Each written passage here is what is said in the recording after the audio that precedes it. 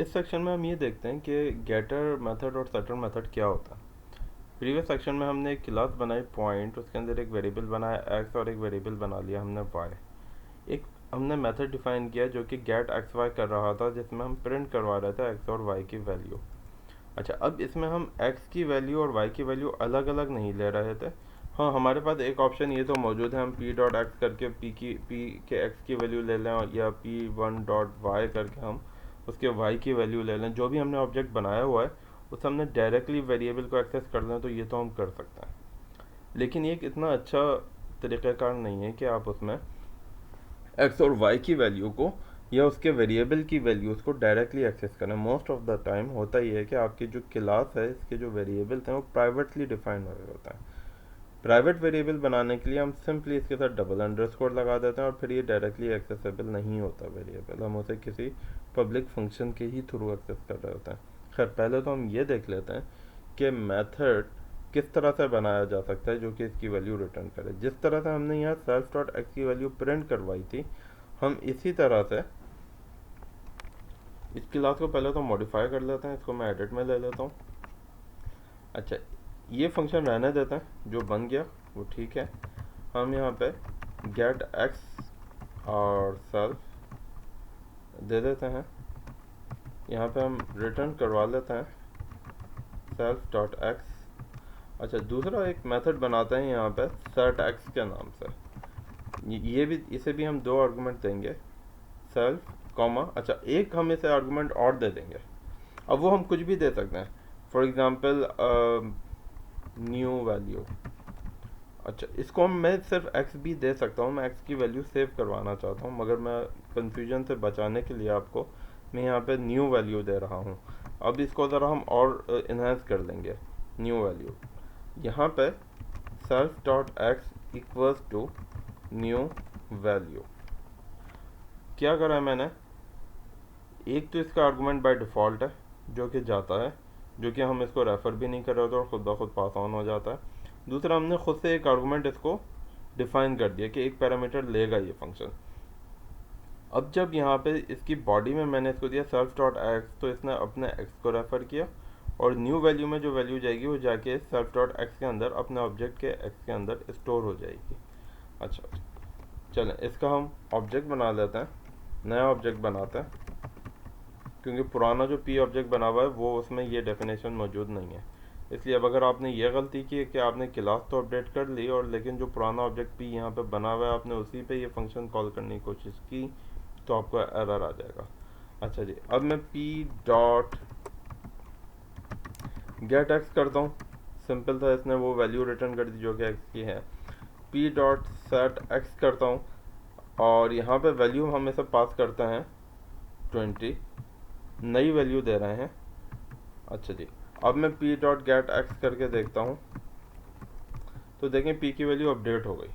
क्या हुआ कि ये function as a getter function काम कर रहा है, यानी वैल्यू गेट करवा रहा है, और ये function as a setter function काम कर रहा है, यानी वैल्यू को सेट करवा रहा है। तो यहाँ पे मैंने इसको वैल्यू असाइन कर दी 20।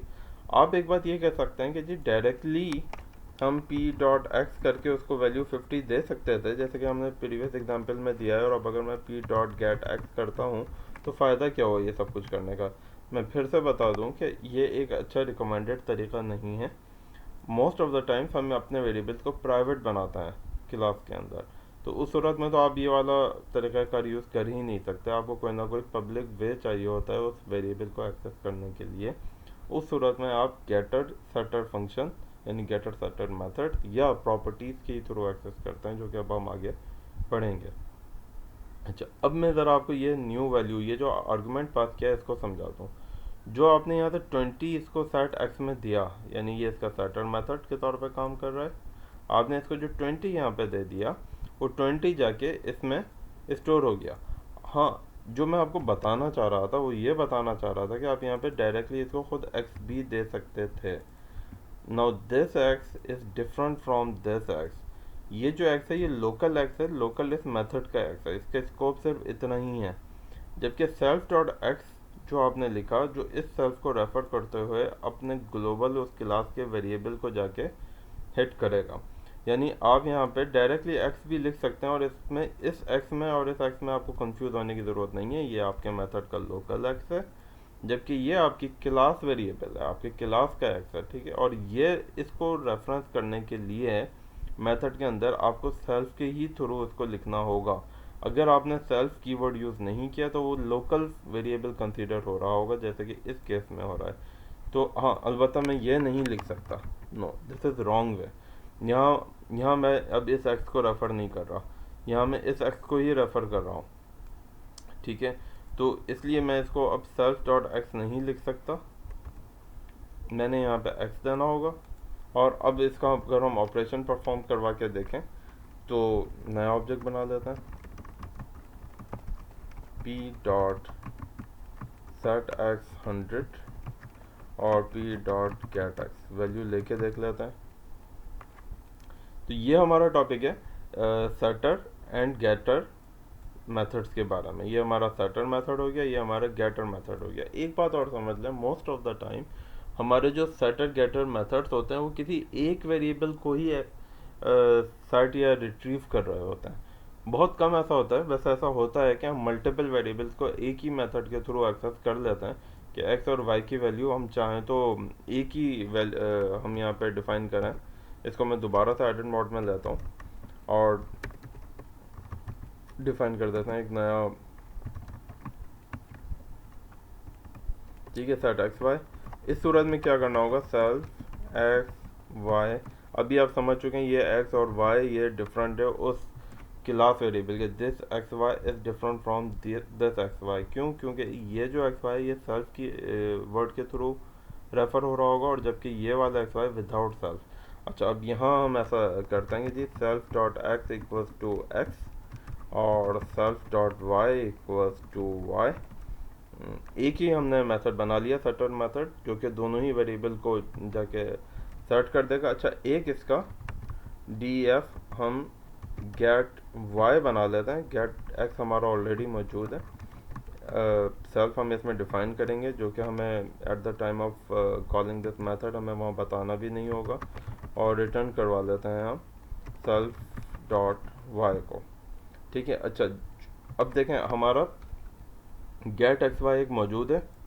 अब सेट एक्स वाई हमारा सेपरेटली बन गया, सेट एक्स हमारा सेपरेट है और सेट वाई हमने अलग से नहीं दिया, इट्स ओके, ठीक है। अच्छा जी, अब एक नया ऑब्जेक्ट बनाते हैं, p इक्वल्स टू पॉइंट और अब p डॉट गेट एक्स हम लेते हैं। देखें अब इसमें हमारे पास कितने ऑप्शन आ गए। एक्स और वाई को डायरेक्टली एक्सेस कर सकता हूँ क्योंकि मैंने उसको प्राइवेट वेरिएबल नहीं बनाया, एक्सेसिबल है, ऑप्शन आ रहा है। और ये सारे वो मेथड्स हैं जो कि हमारे इस क्लास पे अवेलेबल हैं, हम कॉल कर सकते हैं।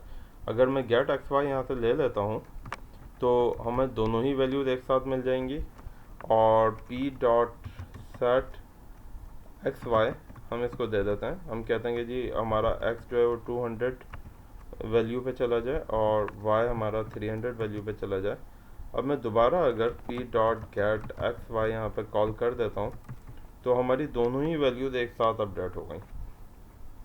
तो आई होप कि ये वाली जो एग्जांपल है ये आपको बिल्कुल क्लियर होगी और इसमें आपको कोई कन्फ्यूजन नहीं होगी। अगर कुछ है तो आप कमेंट्स में लिखें, I will be happy to answer. और यहाँ पे अब हम इसको, इन वेरिएबल्स को सेल्फ के थ्रू एक साथ ही एक्सेस कर रहे हैं। ये जो सेटर मेथड है, अच्छा अब अगर मैं आपसे पूछूं इसमें सेटर मेथड कौन कौन सा है, तो ये हमारा सेटर मेथड है। ये बेहतर है, अच्छी प्रैक्टिस है कि आप सेटर मेथड को सेट कीवर्ड के थ्रू बताएं और गेटर मेथड्स को गेट कीवर्ड के थ्रू बताएं। गेट हमेशा वैल्यू को गेट करता है, रिट्रीव करता है क्लास में से, और सेट वैल्यू को सेट कर रहा होता है, यानी नई वैल्यू यूज़र जो दे रहा होता है वो जाके उस पर सेट कर देता है।